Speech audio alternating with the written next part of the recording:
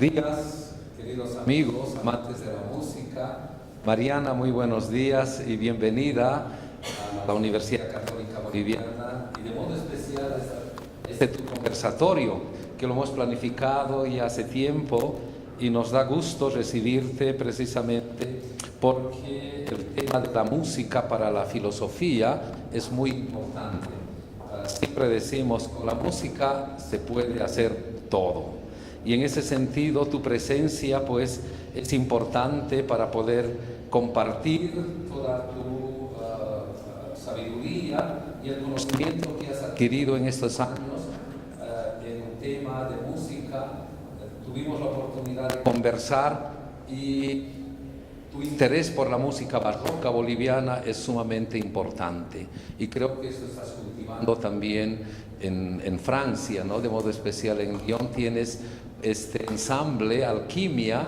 Creo que a través de este grupo también vas cultivando y rescatando la importancia de la música boliviana, de la música, llamamos colonial, pero sobre todo lo que es la música barroca. A Mariana el año pasado la conocí y fue en ese momento que intercambiamos. Yo también le comenté que desde la filosofía la música es sumamente importante. Casi todos los filósofos han sido amantes de la música y han visto el vínculo tan profundo entre lo que es la búsqueda de la sabiduría, la búsqueda del amor a través de la música. La música es parte de la sensibilidad humana, parte de nuestra dimensión. En ese sentido, pues, Mariana, me alegra esta oportunidad para compartir todo lo que has aprendido.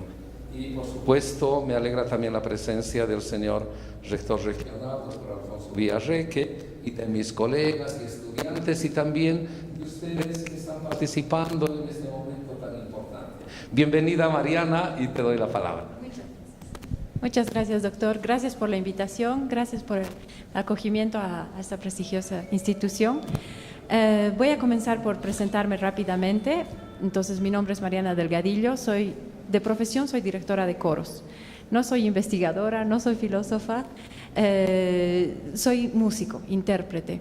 Entonces, esta conferencia va a ser más desde un punto de vista del intérprete, cómo nosotros miramos en los textos sacros y la música, su escritura en la música, para que nos ayude a ir lo más lejos posible y lo más fielmente posible que el compositor ha querido escribir. Entonces, para comenzar, les voy a explicar un poco cómo he llegado a dedicarme a este tipo de investigación, y es porque cuando estaba haciendo mi maestría de dirección de coros, tenía esta atracción hacia la música boliviana, música barroca. Y cuando me he puesto a investigar, me he dado cuenta que había un montón de cosas de lenguaje que no entendía. Entonces he tenido que venir al principio, que es de la música barroca, si se puede decir así, que es obviamente la música en Europa. Y más que todo, obviamente, para nosotros, el lugar donde tenemos más influencia, que es España. Entonces, yo quisiera comenzar mi conferencia por hacerles una pregunta. Para ustedes, ¿qué quiere decir barroco? La palabra, simplemente. ¿Qué evoca la palabra barroco? ¿Qué imagen? ¿Qué persona? ¿Qué tiempo? Siglo XVII. Siglo XVII. Estilo de hacer arte. Un estilo de hacer arte. ¿Otras personas? Una situación temporal de la historia del arte en general. Muy bien. También da la idea de algo cargado, algo que no es tan sencillo, sino tiene una complejidad de figuras, etc. Exactamente. ¿Otra idea?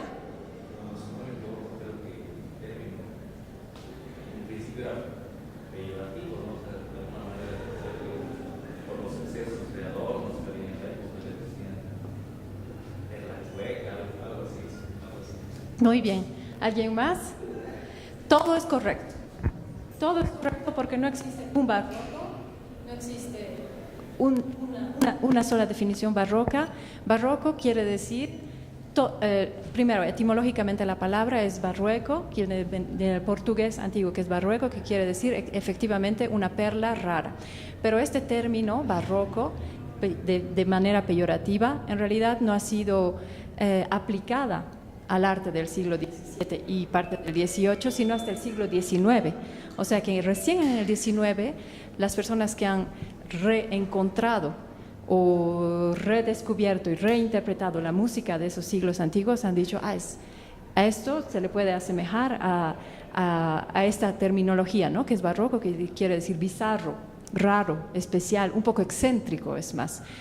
Por esto y porque en el siglo XVII, en el siglo XVIII, las naciones estaban tan divididas, los estilos eran tan diferentes, las lenguas, las religiones, todo tenía una influencia muy, muy, muy disparada en las culturas. No se puede hablar de un solo barroco, sino de muchos tipos de barroco. Y en realidad esta palabra ahora se puede utilizar para todo el arte que se ha hecho en este tiempo en todo el mundo, porque ha influenciado, no en el Oriente, no en Asia, pero en toda la parte occidental del mundo. Y efectivamente el principio se puede más o menos trazar a partir del siglo XVII, finales del siglo XVI, y para esto ha habido dos eventos mundiales, si se puede decir, más que todo de la cultura occidental, que han marcado y que han dado las pautas para que este arte se defina así, que han sido primeramente la Reforma y la Contrarreforma. Entonces han sido la Reforma, entonces comienza con Martín Lutero en el siglo XVI en Alemania, cuando dicen la religión está muy bien, pero tenemos que hacerla de una manera que la gente comprenda, porque ¿cuál era el problema hasta ese entonces? Que todas las misas eran en latín, todos los textos estaban escritos en latín y solo las personas que sabían leer y que tenían un cierto estatus social podían entender estos textos. Entonces la Reforma comienza con Martín Lutero, que traduce todos los textos sacros en alemán, y entonces se va conformando la religión protestante, que es una de las primeras separaciones del cristianismo. La otra separación que se hace más o menos paralelamente es el anglicanismo con Henry VIII en Inglaterra, y que es un poco influenciado, ¿no? Y dice, ¿por qué si los alemanes, nosotros también vamos a hacer nuestra iglesia? Bueno, de él era un poco más especial, no era solamente porque pensaba en el pueblo, sino él pensaba mucho en él mismo, él quería divorciarse, la iglesia no le dejaba, entonces voy a hacer mi iglesia.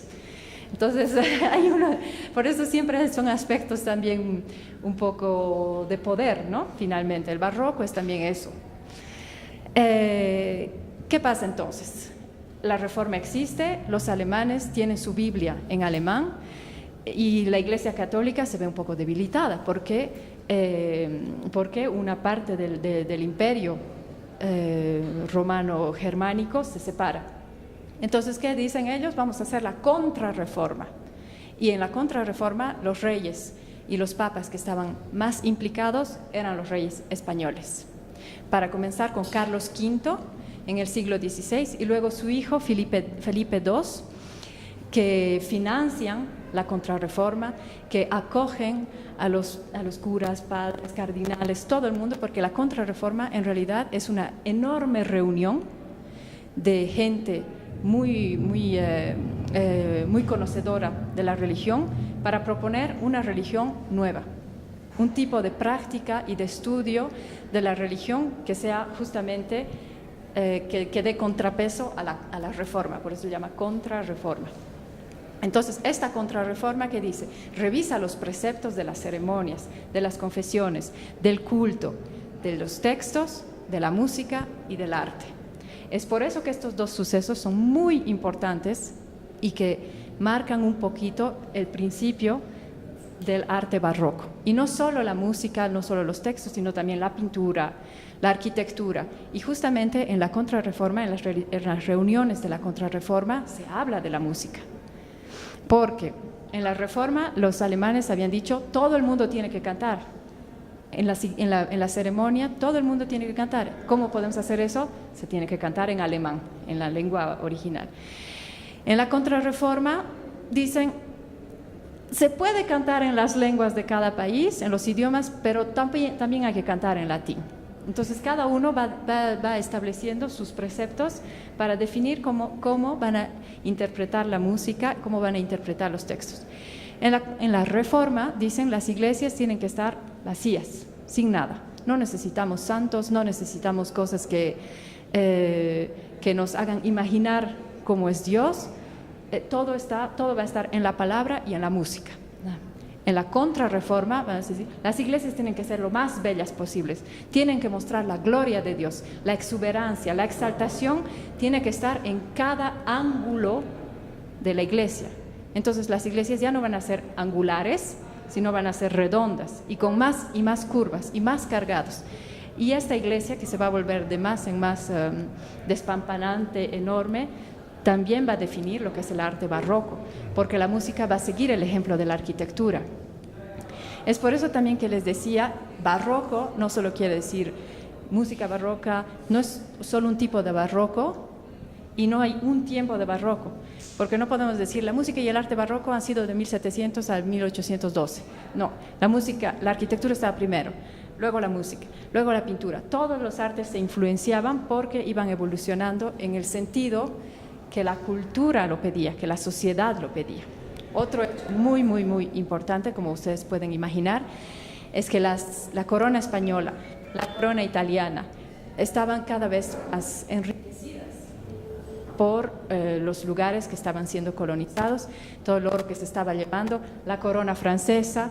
Entonces, ¿qué es lo que pasa? Ellos quieren mostrar este poder haciendo construcciones cada vez más hermosas, más despampanantes, con más oro, todo eso. Entonces, obviamente, la colonización ayuda a llevar y a desarrollar de cierta manera el barroco, y es lo que pasa aquí también, que en los lugares donde las poblaciones son más grandes, se van a hacer las iglesias más importantes, y el barroco se va a expresar principalmente en los centros religiosos, ¿no?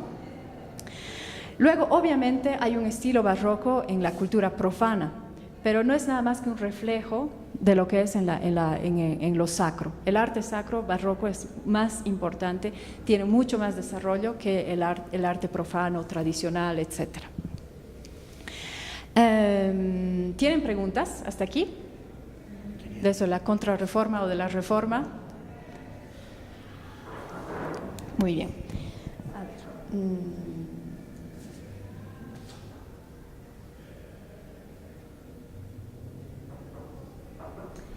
Entonces podemos comenzar a hablar un poco ya más específicamente sobre los textos sacros en el arte barroco, en la música barroca. ¿Qué es lo que pasaba? Hasta el siglo XVI, como les iba diciendo, en la Iglesia Católica la música era en latín, los textos eran en latín. Todo el mundo iba, pero no entendía muy bien.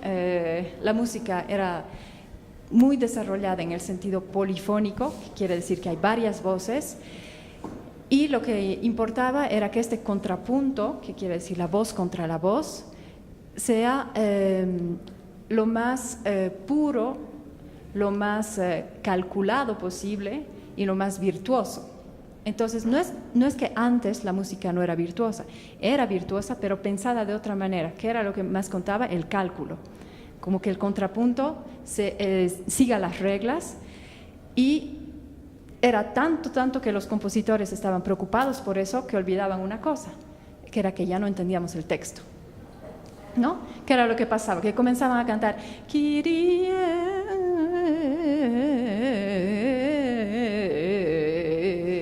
y al final ya no sabíamos qué estábamos diciendo, porque habían 30 voces que estaban cantando una palabra y ¿qué estábamos cantando? Ah, ya, Kyrie, la verdad. Entonces estábamos haciendo el acto de penitencia. Entonces todos un poco también la Contrarreforma dijo, bueno, es que la gente no logra cantar esos cantos tan difíciles, no logran seguir la letra.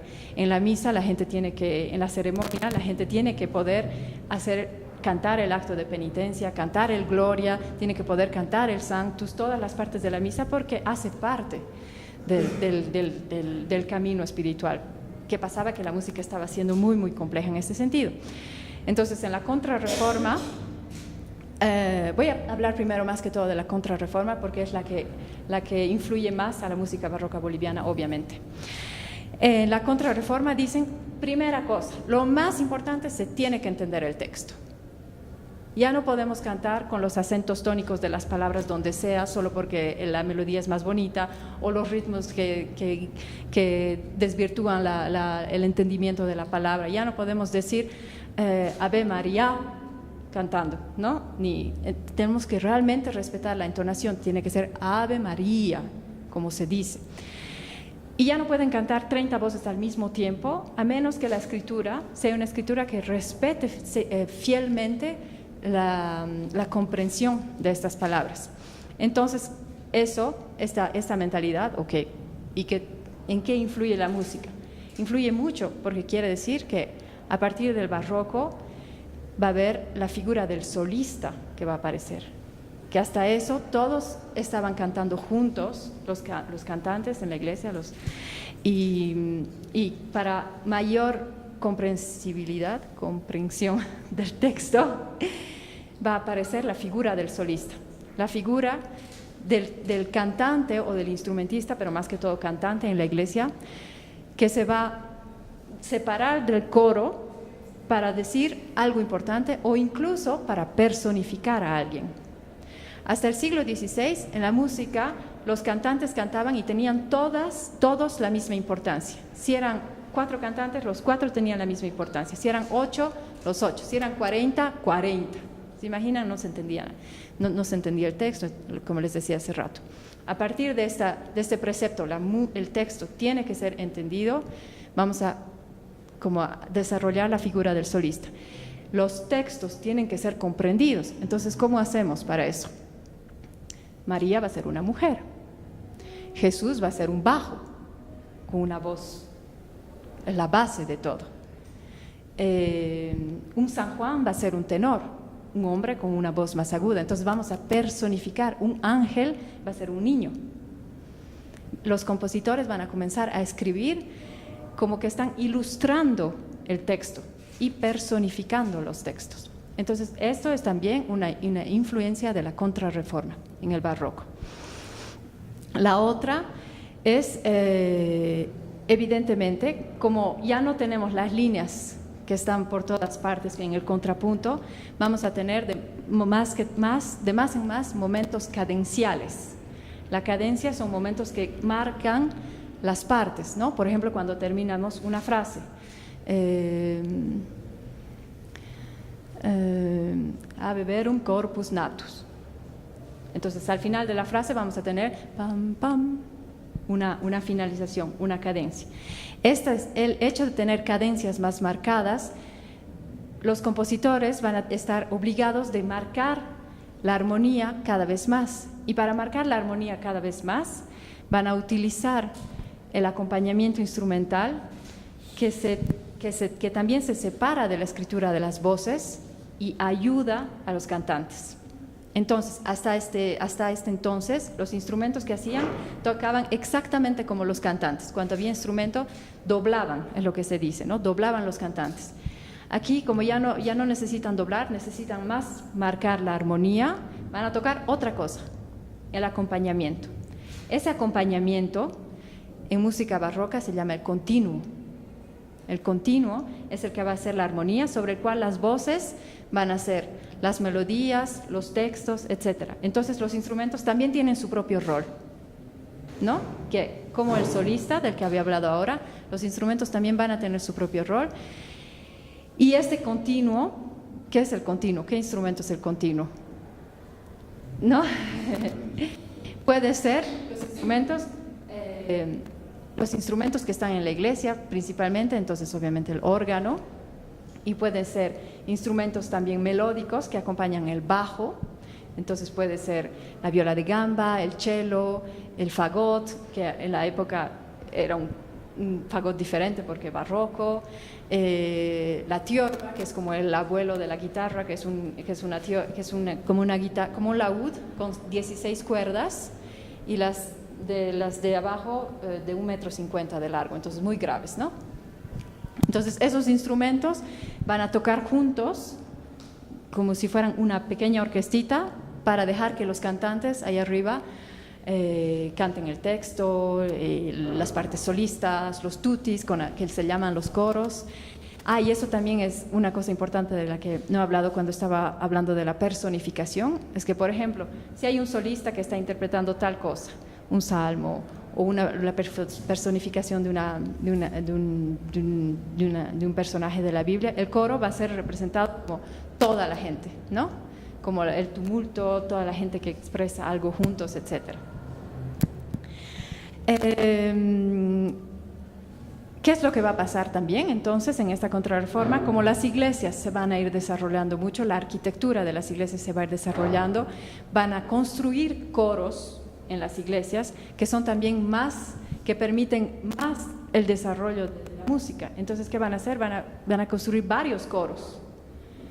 Por ejemplo, en Venecia, en San Marcos de Venecia, los compositores que estaban que han tomado y han interpretado los preceptos de la Contrarreforma, han desarrollado lo que se llama el cori spezzati, que quiere decir los coros especializados, espacializados. ¿Qué quiere decir? Un coro al fondo, un coro atrás, un coro de la derecha y un coro a la izquierda. Y esto es porque la iglesia ha sido concebida así. Los músicos han dicho, súper, vamos a poder hacer ecos, antifonías, y desarrollando y aprovechando al máximo el espacio que nos da. Entonces, ¿qué es lo que pasa? La música se desarrolla gracias a la arquitectura. Y entonces, ¿qué es lo que se hace? Que, por ejemplo, aquí los salmos son cantados de un lado, son respondidos del otro, luego retomados así. Entonces, la música está escrita así. Y en este sentido también podemos obviamente aplicar el término barroco, porque es un poco exagerado tal vez de hacer eso, pero obviamente no se hacían todos los domingos, sino en las fiestas más importantes. Eso también hay que pensar, que la música está adaptada siempre al tiempo litúrgico. No se escribe igual unas vísperas, que unas laudes, que un domingo de Ramos, que un jueves santo, y menos aún que un viernes de Semana Santa, ¿no? Entonces, volvemos a esto de la Contrarreforma. En la Contrarreforma, que ha durado 30 años, esta pequeña reunión, 30 años, y se llamaba el Concilio de Trento, y no es porque eran 30 años, sino porque la ciudad se llama Trento, en Italia, al norte de Italia, donde cada mes iban de todos los países católicos más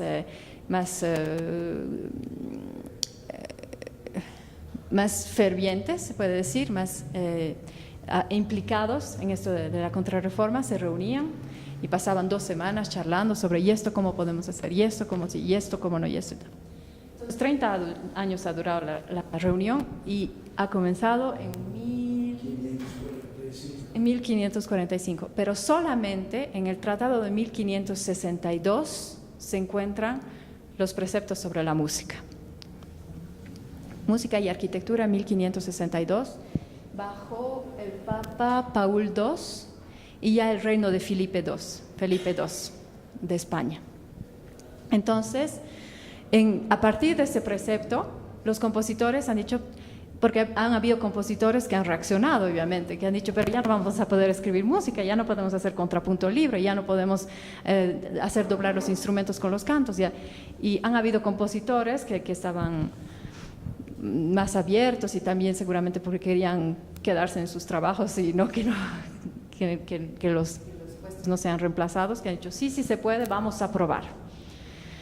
Han habido compositores, por ejemplo, Palestrina, que estaba de maestro de capilla en Roma, ha escrito una misa que se llama Misa Pro Papalis, entonces una misa ofrecida al Papa, donde él, como si fuera un estudio, como si fuera un método, pone en música los preceptos de los que les he hablado, el texto, más que todo el texto, la personificación, el inicio del bajo continuo, etc. Otros compositores también han seguido, pero como les iba diciendo, en cada lugar la interpretación era también diferente e influenciada por el lugar donde se estaba haciendo. Entonces, ¿qué es lo que pasa? En Italia han sido mucho más estrictos y prácticamente han querido guardar lo mínimo con respecto a instrumentos, a rítmica, etc. En España no. En España han sido un poco más abiertos, sobre todo en las ciudades alrededor de Madrid. En Madrid eran bastante estrictos, más que todo porque Felipe II era un rey muy, ¿cómo decirles? Su apodo era el prudente, entonces lo dice todo, ¿no? Era muy al pie de la letra las cosas. Y luego esos preceptos que han hecho han viajado, han pasado el continente y no han llegado con todas las reglas.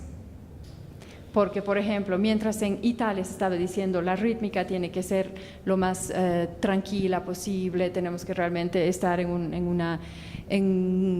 un ambiente de oración y todo eso, cuando ha llegado a América Latina ya no ha llegado mucho ese precepto. Entonces, ¿qué ha pasado? La música barroca, la música sacra ha sido influenciada por la música tradicional, o que ahora podemos decir tradicional, o en todo caso la música de los pueblos que estaban ahí.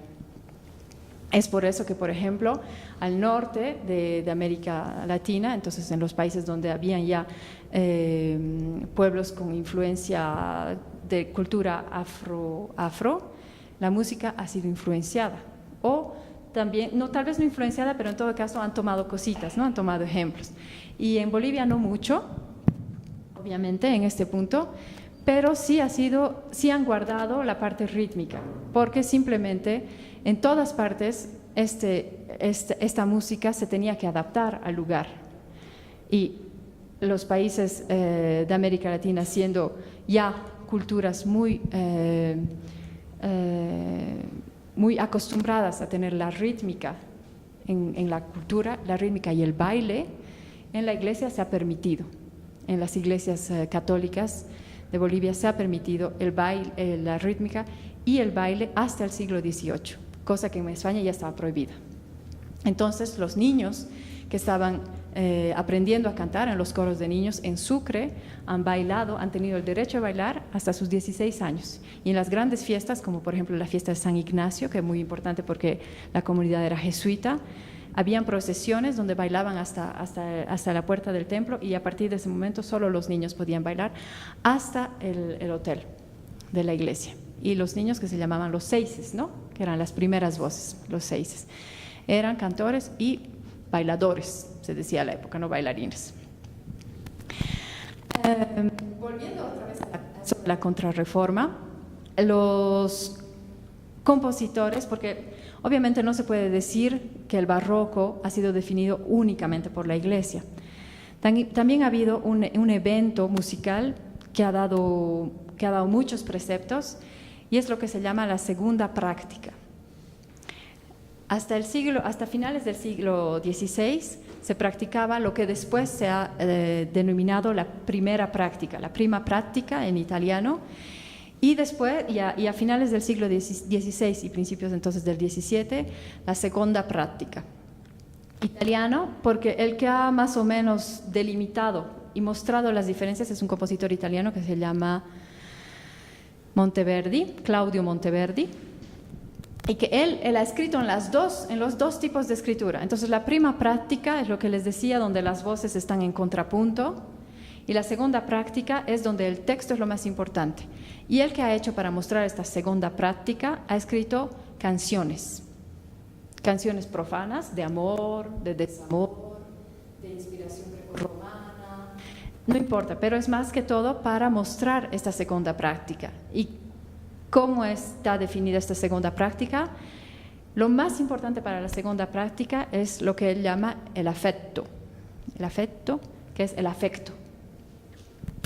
¿Qué es lo que pasa? Que antes se podía cantar igual, te odio, que te amo, qué dolor, qué felicidad. La música estaba escrita por el contrapunto y no por lo que quería decir en su primera significación la palabra. ¿Y qué ha pasado en la segunda práctica? Entonces, cuando cantábamos qué dolor, se hacía una melodía que bajaba, cromática, un poco torturada, y cuando se cantaba qué felicidad, mucho más, realmente ilustrando como qué quería decir la palabra. Esa es la principal cosa de la segunda práctica. Y la otra cosa es, otra vez, los instrumentos. Y que las voces estaban separadas, ¿no? Que habían solistas, que habían coros. Entonces es un poco complementario. Y más que todo, el hecho de decir que a partir de la segunda práctica, que es más o menos, Monteverdi ha escrito 8 libros de madrigales, entonces 8 libros de canciones, y a partir de del séptimo libro, él escribe en segunda práctica. Y él dice, lo más importante no es el ritmo de la mano, sino el ritmo del corazón. En la introducción dice eso. ¿Por qué dice eso? Porque hasta ese entonces no existía realmente el director del coro. Existía un cantante que era seguramente el que estaba más al borde y que mientras cantaba hacía esto, llevaba la pulsación, es todo. Y todo el mundo solo seguía la pulsación y cantaba su parte. Hasta ese entonces, los cantantes tenían, como los instrumentistas de orquesta, no sé si alguna vez han visto una partitura de orquesta, primero violín, luego de otro lado cello, luego contrabajo, percusión, mil compases de silencio, luego una nota, etcétera, ¿no? Cada uno su partición. Los cantantes también. Hasta el siglo XVI, el compositor escribía primero soprano, terminé alto. Entonces, los cantantes, para contar sus tiempos y tal, no sé qué, como nunca sabían qué era lo que cantaba el otro, hasta que no conocían bien la pieza, lo único que les podía ayudar era la pulsación. Entonces, la pulsación tenía que ser súper estable, porque si hay uno que acelera, el otro se pierde, ya nunca llegamos al final juntos, o sea, ni vale la pena intentarlo. La pulsación, lo más importante, entonces el ritmo de la mano es lo más importante. A partir de la segunda práctica, no es el ritmo de la mano lo más importante, sino el ritmo del corazón. ¿Y qué quiere decir eso? Bueno, en realidad el corazón es regular, por suerte, ¿no? Pero, ¿qué quiere decir eso? El corazón siente cosas y cambia de velocidad, ¿no? Si está más entusiasmado, si está apurado, si está va a ir más rápido. Si está con más calma, si está en un momento de meditación, va a ir más lento. Si está con tristeza o depresión, va a ir lentísimo. Eso es lo que se pensaba en esa época. Entonces vamos a seguir este ritmo del cuore para interpretar la música. ¿Qué quiere decir? Que cuando vamos a cantar cosas tristes, vamos a ser lentísimo, y cuando vamos a cantar cosas que nos emocionan, que nos alegran, de amor, de urgencia, vamos a ir más rápido, o incluso para ir más lejos, vamos a aumentar maneras de melódicas donde se sube más, la altura es más importante, las voces son más extravagantes, más desarrolladas y más virtuosas. El barroco es la introducción del virtuosismo como tal. ¿Qué quiere decir? ¿Que antes se tocaba todo lento? No. Quiere decir que antes se podían hacer cosas muy virtuosas, pero la finalidad no era eso, no era mostrar que podías hacer, sino la finalidad era la escritura, la parte orgánica de la cosa. A partir de ahora, ser virtuoso era una cualidad y se tenía que mostrar, se podía mostrar. Entonces, ¿qué es lo que pasa? Los cantantes comienzan, en vez de cantar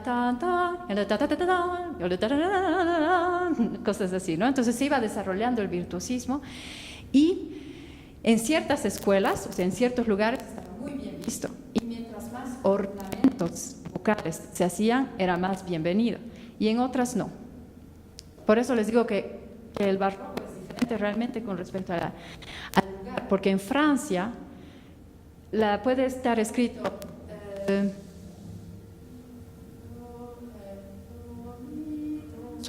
simple, pero en realidad se va a cantar do, do, re, mi, re, mi, re, mi, re, do, si, la, sol, do.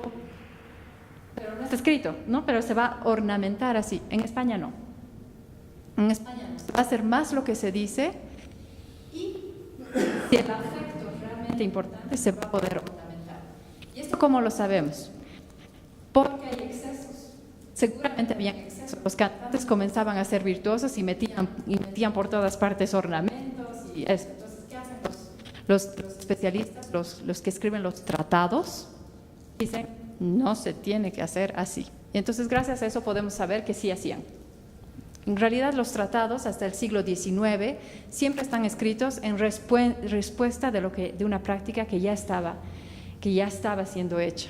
No es como ahora que escribimos un libro y de ahí aprendemos, ¿no ve? No, en esa época, como era tan caro imprimir, como era tan caro fabricar la cosita para tener la huella, el papel carísimo, todo, tenían que estar súper seguros de lo que se hacía, de lo que no se tenía que hacer, cuántas impresiones, para quién, etc. Y obviamente, entonces, la impresión es muy importante también, ya desde el Renacimiento, pero en el Barroco también, porque permite a la música viajar a los otros continentes y permite ya comenzar un intercambio que estaba ya siendo un poco desarrollado, pero mucho más a partir del siglo XVII. Las partituras van a viajar, los músicos van a viajar, van a ir a influenciarse de otros tipos de lugares. Por ejemplo, hay un compositor que está al fines del XVI, pero también ya es como el que lleva los preceptos del barroco a Alemania, que se llama Henry Schütz, que es un compositor entonces alemán, que viaja a Venecia, pasa clases con Monteverdi, entonces el compositor del que les he hablado ahora, incluso pasa tanto tiempo ahí que aprende a escribir con esta segunda práctica, y escribe en italiano, escribe en latín, pero su lengua natal era el alemán. Incluso le cambian de nombre, ya no era Schütz, era Sagitario. Tanto se adaptó, ¿no?, a la escuela italiana. Pero él dice, ok, está bien, ya he aprendido a escribir la música así, ahora la música alemana también puede ser escrita así. Entonces él vuelve a su Alemania, escribe música alemana, pero él, contrariamente a Monteverdi, mucho más consagrado a la música sacra. Escribe más que todo motetes, salmos, pasiones, música bíblica que ya había sido traducida gracias a la reforma de Martín Lutero. Luego, hay una cosa de la que no he hablado, el español. Porque bueno, los españoles estaban súper disciplinados, decían la contrarreforma, no queremos guardar queremos quedarnos con el latín. Pero en la contrarreforma hay dos corrientes, una que dice, tenemos que cantar en las lenguas de los países porque la gente no es lo suficientemente culta, tenemos que poder traducir por lo menos algunas partes de los cantos, algunos de los tipos de variedad de los cantos, para poder cantar también en las iglesias, porque la gente no va a poder cantar en latín. Entonces la contrarreforma dice, ok, pero solo una parte. Entonces hay cantos que se van a quedar en latín, que son más que todo los cantos inspirados de los cantos gregorianos. Los cantos gregorianos es música del siglo XI que ha estado compuesta en latín, entonces eso se queda en latín, pero vamos a poder traducir todo lo que es texto paralitúrgico. ¿Qué quiere decir? Poemas de filósofos, teólogos que han interpretado un texto de la Biblia. Y eso sí se puede cantar en español, sí se puede cantar en portugués, pero el resto no.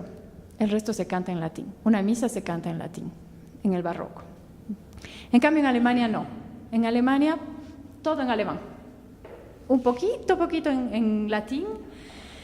Por ejemplo, Bach ha escrito una misa en latín, pero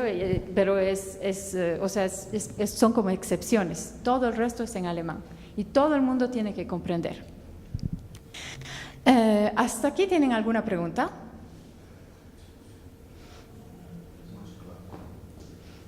Lo de los directores, ¿cuándo propiamente empiezan a aparecer como presencia ya de dirección del coro? Sí, eso es divertido. Entonces, el principio del siglo XVII, lo que cuenta es el ritmo de la mano. No existe el director, existe el cantante que da la pulsación. En un libro, un tratado justamente de un ¿cómo se dice? Teórico. De un teórico que se llama Juan Cerone, que es un teórico español que ha vivido mucho tiempo en Italia. Él ha escrito un tratado de 22 volúmenes y en el número 22 de los volúmenes habla de los directores de coro. Entonces comienza por una oración de 3 páginas, porque ¿qué es lo que pasa? El puesto del director de coro es muy importante porque no es solo el que se pone adelante y dirige, es el que controla las finanzas, el que se ocupa de los chiquitos, porque los seises son casi siempre huérfanos. Entonces la iglesia tiene que mantenerlos, ellos tienen su pensión, tienen que ocuparse de su ropita, de su comida, todo. Entonces él se ocupa de las finanzas y del bienestar de los seises y después de sus músicos. Entonces es un cargo más que todo administrativo que musical. ¿Y qué es lo que dice en este tratado? Dice lo más importante, porque en realidad el tratado debe tener unas 50 páginas. Entonces al último capítulo el director del coro, 3 páginas, una oración, todo para decir el director de coro, como dice, lo más importante del director de coro es que tenga la mano honrada. Honrada. O sea, no importa si es buen músico, no importa si canta bien, tiene que ser honrado. ¿Y qué quiere decir esto? Bueno, yo he interpretado. No solo quiere decir porque él es el administrador, sino porque la mano honrada para un director de coro es la mano que es la más clara posible cuando dirige y que no puede hacer caprichos. La mano del director tiene que llevar de un punto a otro. No puede hacer desvíos, no puede perder el tiempo, tiene que ser lo más fidel al texto posible. Entonces, es como el director de coro es el representante, o sea, no es el representante, es el que dirige al coro, pero en el sentido más como un manager, ¿no? Antes de ser un músico es como un manager. Dice al coro, vamos a cantar aquí y ahora, hasta aquí, en este tiempo, en este tono, y vamos a aprender así. Entonces es más como un puesto de pedagogo y de manager que de músico. Eso es en la música sacra. Y en la música profana, el director de coro es primeramente un músico o un cantante. Tiene que saber cantar y tocar, tiene que saber aprender a enseñar a los niños y a los pequeños músicos los instrumentos, aunque después cuando ya llegan a un nivel contratan a otros, pero es siempre un puesto más de director general, si se puede decir. El director de coro como tal, en realidad llega muy tarde, en realidad es en el siglo XIX, cuando se comienzan a escribir piezas que son para el coro y que no son ni sacras ni de ópera, porque todo lo que era ópera estaba dirigido por el director de orquesta y todo lo que era música sacra estaba dirigido por este director, este tipo de director, y entonces no existía más música de coro que eso. La finalidad del coro es cantar en la ópera y en las religiones y en las ceremonias religiosas. A partir del siglo XIX se comienzan a escribir obras para coro que son independientes de estas dos cosas y se va desarrollando mucho más el repertorio coral. ¿Qué es lo que pasa? Que nosotros pensamos que en la música barroca se necesita absolutamente un coro, pero ya está un director de coro. Pero en realidad en esta época no existía como tal el director de coro que enseñaba todo. Y casi siempre, ¿qué es lo que pasaba? Que en las iglesias el director de coro era el compositor. Entonces él conocía muy bien sus partituras e enseñaba directamente a los niños y a los músicos. Por eso es una profesión un poco joven. El maestro de capilla, sí. El maestro de capilla, que además era como el papá adoptivo de todos y todo esto. ¿Otras preguntas hasta aquí? Yo quisiera mostrarles, ¿dónde está? Voy a hacer circular un documento. Primero les voy a mostrar así, para mostrarles realmente cómo era la diferencia de la interpretación del texto en la escritura. In nomine Jesu omne genum flectatur.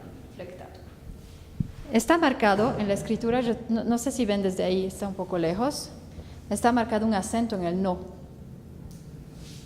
porque se pronuncia in nomine, ¿no? Todos pronunciamos in nomine. Y se pronuncia genu. Y aquí no hay acento. Bueno, no hay problema. Esta es una versión antes del Concilio de Trento y esta es una versión después del Concilio de Trento, la Contrarreforma. Entonces, ¿qué es lo que cambia? Aquí vemos in nomine. Entonces Entonces, cuando canto esto, ¿qué hago? No puedo acentuar el no, acentúo el mi, porque hay dos notas y hay una que sube. Innomine. Entonces, ¿qué se oye? Innomine, ¿no? Y está mal, se pronuncia innomine.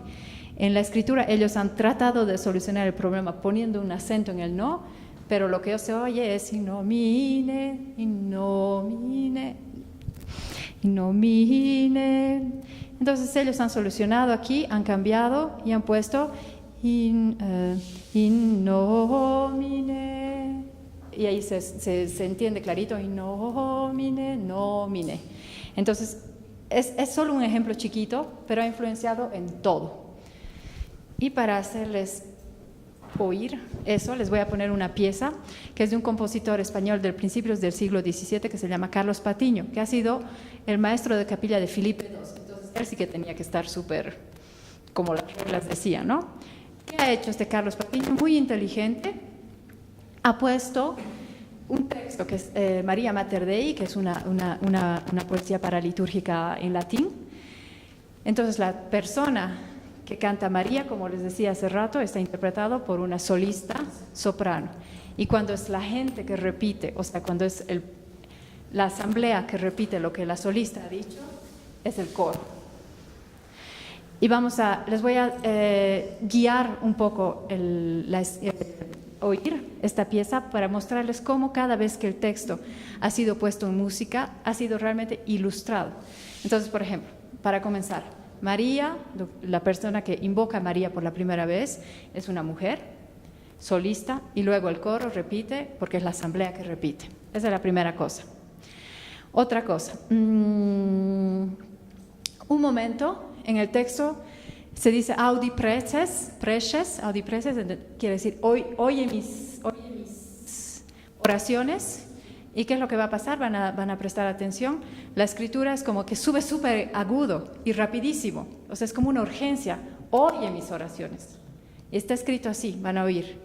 Y luego hay una parte donde dice suspirando. Entonces, eso sí que es Escuela Monteverdi. Monteverdi ha escrito un montón de música paralitúrgica, de poemas sacros, donde cada vez que se suspira, la escritura musical dice suspirando. Se pone en la música así, entonces es otra ilustración. Vamos a ir oyendo poco a poco, así. ¿Una pregunta? Una preguntita. Sí. El Concilio de Trento, en cuanto a la música, finalmente, ¿qué decidió? ¿Decidió que solamente una línea o decidió la libertad, en que todo el mundo puede hacer lo que quiera? ¿Qué fue? Decidió que... primero, como contra-reforma era esto del idioma, porque la reforma dice todo traducimos en alemán. Entonces el Concilio de Trento que dice los textos sacros, que son textos sacros de origen, se quedan en latín. Los poemas litúrgicos los podemos hacer en español. Primera cosa. Segunda cosa, lo más importante es el texto. No importa si las melodías son súper elaboradas, la música no tiene que ser bella por ella misma, sino porque ponen en imagen el texto, ilustran el texto. Son los preceptos más importantes del Concilio de Trento para la música. Les pongo, entonces, Carlos Patiño es un compositor de principios del 17. Muchas gracias. Gracias. Maestro de capilla de Felipe II. ¿Qué quería decir sobre ese compositor? Sí. Lo que pasa es que en España, como tenían buena situación económica, tenían dos capillas. ¿Qué es lo que se llaman las capillas? Es el conjunto de músicos. Y el rey viajaba con su capilla. O sea, cada vez que el rey se desplazaba, viajaba con sus 30 músicos. O sea, cosa que ya no existe para nada, ¿no? Es un lujo total. Y cada vez que el rey tenía su ceremonia, su misa, que era solo para él, y eso que España no es nada, Francia es peor. Los músicos estaban para hacerle la música para el rey y los 30, o cuando era una ceremonia pequeña tal vez solo 15, pero si no, tenían ellos sus capillas, viajaban con su compositor, con sus 12 cantantes, sus violistas, sus organistas que podían viajar esa época con sus instrumentos porque el órgano era un instrumento pequeño. Entonces tenían su música para la capilla de la corte real y para la capilla del Escorial. El Escorial ha sido construido bajo el reino de Felipe II, que es una especie de convento, ¿no? Y la música en el Escorial es mucho más fiel a los conceptos del Concilio de Trento. En cambio, la corte no. En la corte se puede un poco liberar, hacer menos estricto, porque en la corte van a estar los cortesanos. Y no solo va a estar el rey y su capilla, sino también los cortesanos. Entonces la música va a poder ser un poquito más amena, si se puede decir de esta manera. Carlos Patiño era el maestro de capilla de la corte, la pieza que vamos a oír ahora. ¿Lo apagó esto o?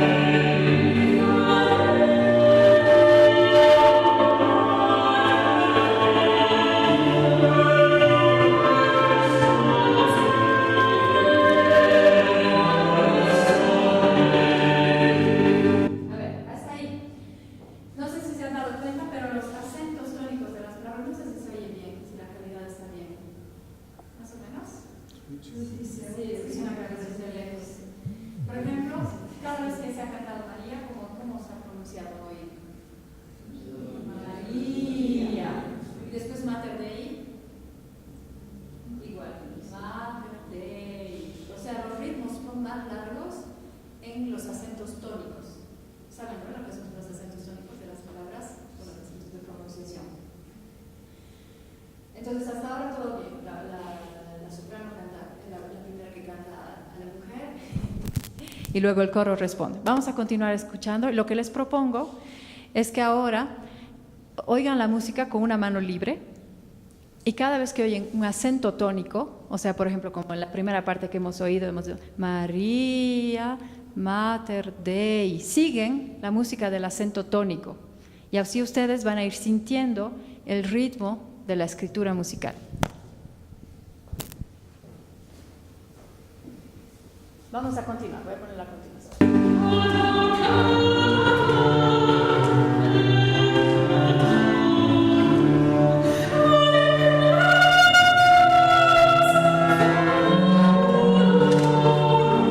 ¿Han oído audipreces?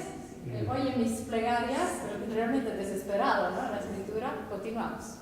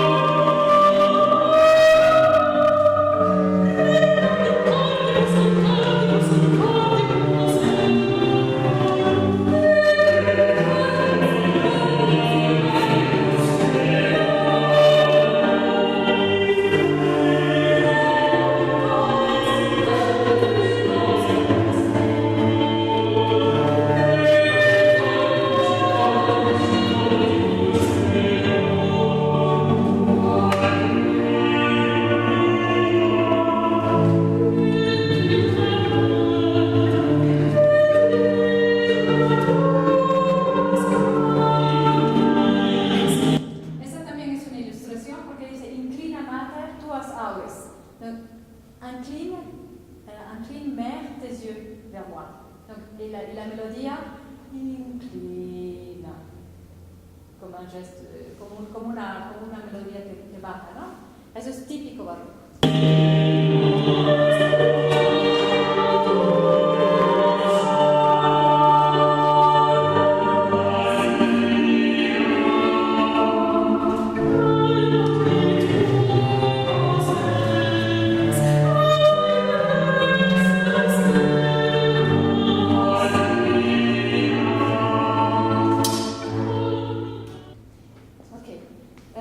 No vamos a poder oír todo porque ya está pasando el tiempo y quiero mostrarle dos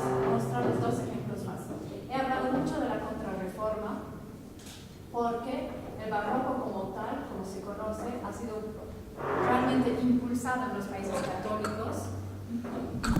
los países católicos por la Contrarreforma y la Segunda Práctica. Pero la Reforma, o sea, en los países de habla germánica, el barroco se ha expresado de otra manera. Y es más, hasta ahora los musicólogos son un poco prudentes cuando utilizan la palabra barroco en las culturas germánicas. Pero sí hay muchos elementos que también nos permiten de utilizar, en todo caso, la idea del arte barroco.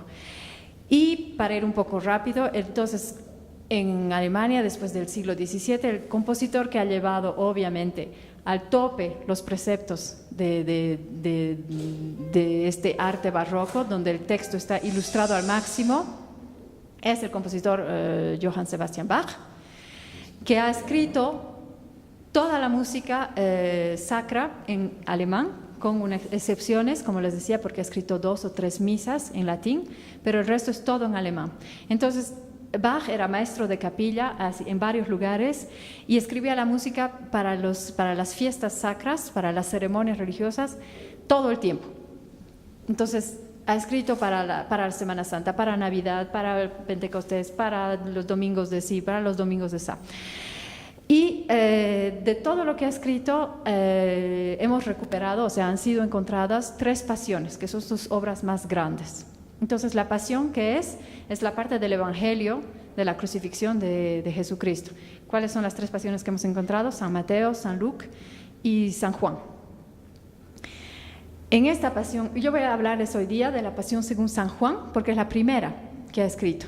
En esta pasión según San Juan, que es para orquesta y coro, les voy a poner un ratito donde van a poder también identificar, incluso si no entendemos bien el alemán, la ilustración de las palabras. La pasión comienza con un grito del coro que dice Señor, Señor, Señor 3 veces, porque siempre se hace 3 veces. ¿Dónde está? Señor, nuestro Señor, óyenos, escúchanos. Entonces es como una plegaria urgente del coro que grita al Señor porque vamos a contarle la pasión. En esta pasión, el evangelista, o sea, el que narra la historia, es una voz de tenor. Jesús, como les decía hace rato, es una voz del bajo, porque el bajo es la base de todo, el origen de todo. Entonces Jesús es el bajo. Pedro es una especie de bajo, pero un poco menos asentado, ¿no? con menos bases.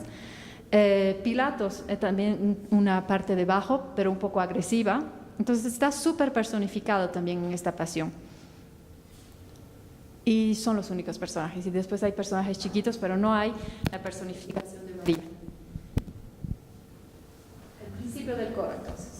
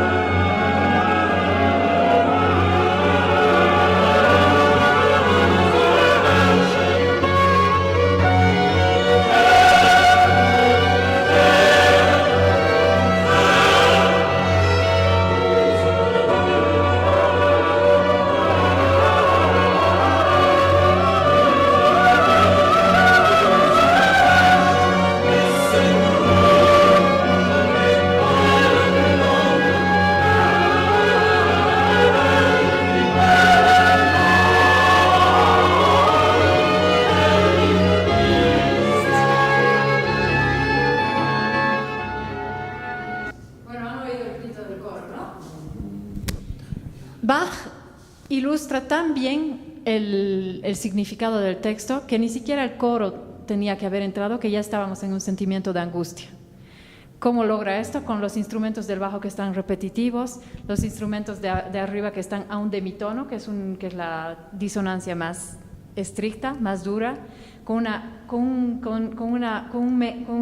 tema que se repite como una idea que está cada vez más infiltrada y que es un mal augurio. Entonces, toda esta angustia es provocada por los instrumentos.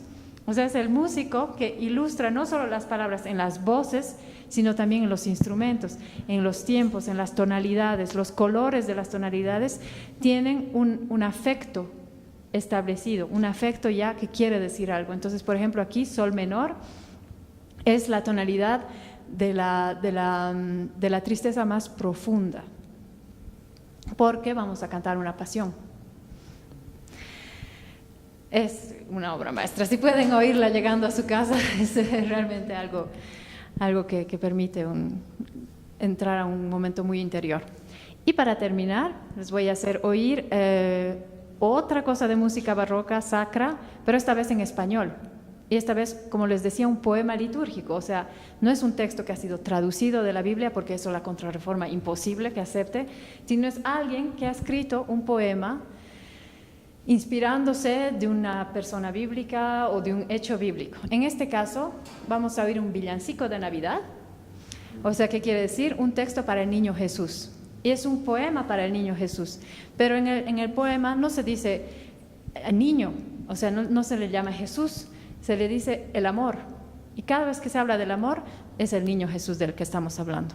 El niño Jesús, ¿qué va a hacer? Va a nacer en un catre, un lugar humilde, y luego se va a desarrollar y va a pasar por diferentes etapas de su vida, y eso lo vamos a oír en la música. Un momento va a ser la persona que se tiene que afirmar, otro momento va a ser la persona que tiene dudas, y eso todo en un texto muy metafórico. Y este es un poema litúrgico de la Catedral de Sucre, que ha sido compuesto por un maestro de capilla de origen español, que ha sido maestro de capilla en Sucre, que es el más conocido, que es Juan de Araujo. Y el poema, no sabemos si es él, eso de los poemas en el archivo es todavía muy, muy, muy vago. Se imagina que son los compositores, porque a veces de verdad no se entiende para nada, pero a veces sí, entonces hay un poco de todo.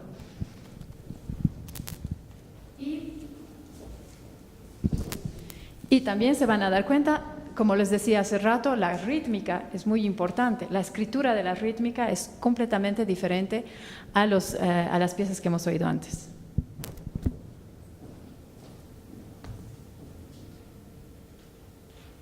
Comienza con los coplas. Oh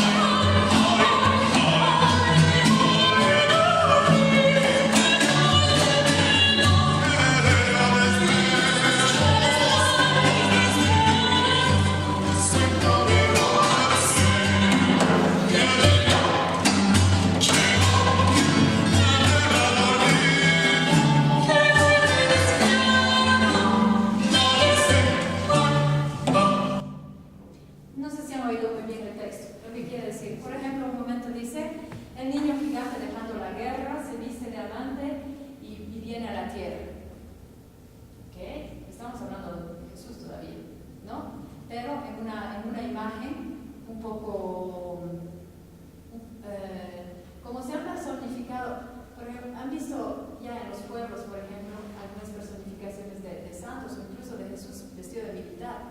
No sé si han visto alguna vez. Por ejemplo, Santiago de Compostela tiene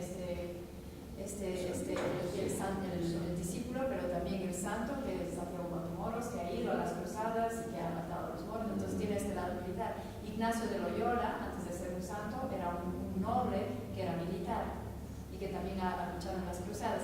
Entonces, a veces se ha asemejado, más que todo por esto de las cruzadas, a los personajes bíblicos con personas que se han luchado realmente, físicamente, por la religión, por el cristianismo. Entonces, este es un ejemplo, es un poema, o sea, una parte del poema donde compara Jesús a un niño gigante que no solo hace la guerra, sino que viene con todo su amor a la tierra. ¿Y qué está viniendo a hacer? De cierta manera se está viniendo a pelear por la fe. Entonces, una imagen. Después había otro, el suspiro blando de su mismo aliento, lo arrulla callado y dando contento. ¿Okay? El suspiro blando, entonces su aliento, ¿no? Cuando un bebé está niño, es la respiración lo más suavita posible. Pero eso ya tiene toda la vida que va a dar su obra, ¿no? Su palabra. Y para finalizar, lo más bonito de este villancico es cuando está escrito nadie se mueve, que es la ilustración más fácil, más bonita y eso, ¿no? ¿Y por qué nadie se tiene que mover? Porque el niño está durmiendo. Eso lo hemos oído al final, dice, ¿no? Si el amor se queda dormido, herido de amores, en campo de flores, quiere descansar, porque tiene que hacer todas estas cosas en su vida. Entonces, no se tiene que despertar, no nos tenemos que mover. Y bueno, este villancico, que es un villancico del siglo XVIII, en realidad, comparado al resto del barroco tardío, es un villancico muy inspirado de la música tradicional española. ¿Qué es lo que pasa en la música tradicional española? ¿Qué es lo que pasa con la cultura española? La cultura española está hecha por la cultura mora, judía, y que ha sido una mezcla de todo esto se ha mezclado en la cultura andaluz, que ha influenciado de manera considerable la música tradicional, que se ha ido por un lado hacia el flamenco y que se ha ido por otro lado hacia los villancicos e incluso ha influenciado la música sacra. Esa parte ha viajado aquí y los villancicos han seguido siendo compuestos hasta el siglo XVIII. Los motetes, como hemos oído el primero, se componían también, pero en el archivo de Sucre, de 2000 partituras, 15 son motetes y el resto son villancicos, así rítmicos. Y entre estos villancicos, lo más interesante para mí es que hay bailes. Y especialmente hay un baile que se llama la jácara. La jácara es un baile del siglo XVII español que estaba prohibido en las cortes. Es decir, que los chicos que iban, las escuelas de danza solo eran para varones. Y entonces bailaban las folias, las zarabandas, todas esas cosas que eran los preceptos del baile clásico. Muy influenciada de la cultura andaluza. Y al final, después de que habían ensayado 2 horas y que estaba todo súper bien, ya, para relajarse, para como despabilarse, decían, ahora bailemos una jácara, pero que se vaya el profesor, ¿no? Porque la jácara era el baile de los maleantes. ¿Y qué era esta jácara? Era súper rítmica y virtuosa, ¿no? Con saltos, con vueltas y tal. Esta jácara medio prohibida, después obviamente ha ido siendo también integrada en la cultura, así que ya no era prohibida. ¿Qué ha hecho? Ha viajado aquí y los compositores de música sacra han escrito jácaras. Jácaras sacras que estaban permitidas y que eran para las fiestas más importantes, especialmente la de Ignacio de Loyola, donde hay jácaras para Ignacio de Loyola que se bailan y se cantan en la iglesia, cosa que ya no imposible que se puede hacer en España, ¿no? Entonces eso en el archivo hay jácaras, hay chaconas, hay bailes donde los chiquitos todavía bailaban y cantaban en las fiestas grandes. Bueno, para terminar, no sé si tienen alguna pregunta. Yo tengo una pregunta. ¿Qué tanto influye el Concilio de Trento en la música que no es, o sea, que no tiene letra, que no es cantada? Porque o sea, yo conozco a Bach, o sea, yo reconozco a genio de la época barroca, más que nada en lo que es el contrapunto. Es increíble. Y, o sea, ponerse a pensar en que antes el contrapunto era eso que hacía no entender, y que después, en la época barroca, el contrapunto se vuelve una herramienta más para poder evocar ese sentimiento, ¿no? Esa emoción. Sí. Entonces, ¿hay alguna, o sea, en ese concilio hay algo que hable acerca de ¿De la música instrumental? No tanto el concilio, pero sí lo que había hablado de los compositores. Los compositores de la primera práctica, la segunda práctica, y más que todo el desarrollo en la sociedad de la importancia del virtuosismo. Es que los instrumentos hasta el concilio de Trento, y así, que realmente es algo que marca todo, tocaban todos juntos lo mismo. Y a partir de esa época, que seguro en el concilio de Trento no han dicho ahora vamos a hacer conciertos donde el violinista solo y esto, pero ha sido influenciado por el hecho de que los cantantes ya habían solistas. Entonces, un violinista ha dicho, pero si hay un solista, una solista soprano, yo también puedo hacer un solo. Todos los compositores han comenzado a escribir cosas para solistas, donde los conciertos grosos, por ejemplo, que son diálogos súper intensos, ¿no? En ese sentido, yo pienso que es lo más influenciante. El solista no solo aparece porque tiene que hacer una personificación, sino porque también puede mostrar que tiene una técnica virtuosa. Y también tocar solo, porque hasta eso, tocar solo tu instrumento en tu casa, digamos, ¿no?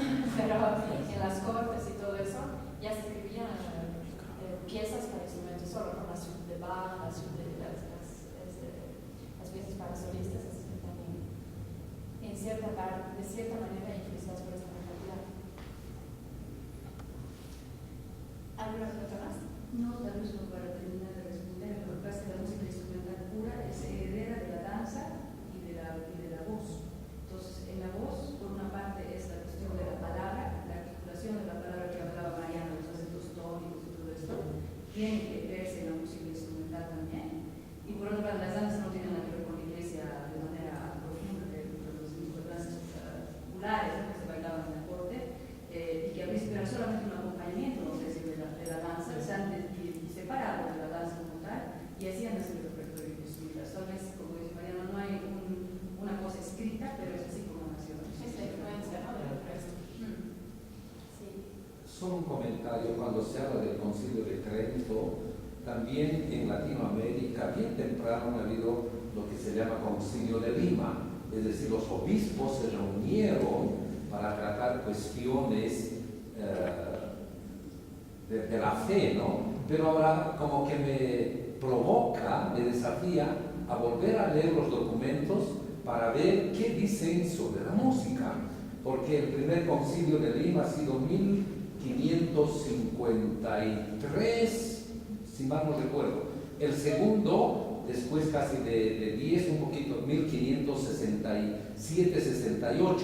Y el tercero, que ha sido más importante, en 1582-83. Supongo que han debido de tratar también cuestiones de música, para ver entonces cuál influencia del Concilio de Trento ya en América Latina. Sí. Eso puede ser muy interesante. Yo pienso que sí, porque la música era como les decía, eran puestos muy importantes, mucha gente dependía de eso, mucha gente tenía sus salarios fijos, entonces obviamente era una parte económica importante también de la actividad de una ciudad y de una prefectura, etc. el tema de los jesuitas en las misiones aquí en Bolivia, el tema de todo o sea, toda la influencia. ¿Quiénes componían? ¿Los mismos padres componían o traían las composiciones? Sí, los jesuitas es un poco aparte, efectivamente, es un poco aparte los jesuitas, porque ellos han venido con otra idea, ¿no?, que era contraria de la colonia, digamos, que era un poco imponer. Y entonces los jesuitas han venido con esta música, pero la mayoría de los padres jesuitas que han venido, que eran músicos, tenían más bien una escuela italiana, diferente de la española. Entonces, por eso que allá se hace mucho más música en latín con respecto a los textos, se hace mucho más música instrumental, hay sonatas y otras, pero casi no hay música en español. Además, porque no están las misiones jesuitas, tampoco tal vez se hablaba español, ¿no? O sea, los indígenas no hablaban español. Creo que ya hasta hay prisas guaraníes, pero no... ¿Y el tema de los instrumentos? ¿Hacen instrumentos barrocos? Sí, o sea, en realidad, ¿cómo se dice? Es lo mismo, ¿no? El término barroco ha sido aplicado después, Claro. ¿no? Y ellos han enseñado a hacer instrumentos como en todas partes, en realidad. En todas partes se han enseñado a hacer instrumentos. Pero lo que pasa es que, bueno, en las misiones ha habido como la música y la educación, porque para los jesuitas la educación, la pedagogía es una base, ¿no?, del pensamiento jesuita. Se han hecho mucho más instrumentos, se ha escrito mucho más música, se ha escrito mucho más textos, y se han protegido de esta manera. Se ha hecho que estaban cerrados, se ha protegido, porque después cuando la República ha llegado a las catedrales, bueno, ahí es donde se han perdido los instrumentos, se han perdido las partituras y se ha perdido la práctica vocal prácticamente. Y en realidad es chistoso porque se ha perdido la práctica vocal, pero en la Catedral de Sucre siempre ha habido un maestro de capilla. O sea, es la tradición de tener un maestro de capilla, un músico que compone, no se ha parado. Y es más, o sea, en el siglo XIX el maestro de capilla que todos conocemos es Simón Roncal, pero no por su música sacra, sino por sus cuecas. Pedro Jiménez. Eso, sí. Sí. Entonces, si no tienen otra pregunta, vamos a parar aquí. Muchas gracias a todos por su atención. Para terminar, solo quiero explicarles un poco que esta conferencia hace parte de un gran festival de 2 semanas que se llama Pulsión Barroca, que hemos preparado con una serie de instituciones, aquí la Católica, el Convento de Santa Teresa, la Alcaldía, la Alianza Francesa, las Embajadas, etcétera. Y es un festival donde va a estar el Ensamble Alquimia en Bolivia estas 2 semanas, haciendo conciertos, ensayos abiertos, y eso es muy interesante, ¿no? Si quieren venir a ver cómo ensayamos, cómo trabajamos esta música barroca, que vamos a hacer la Pasión según San Juan y también la música barroca de Sucre. Están todos muy invitados, pueden buscar las actividades por Facebook o algo así, o venir a preguntarme también, si quieren. Muchas gracias por su atención.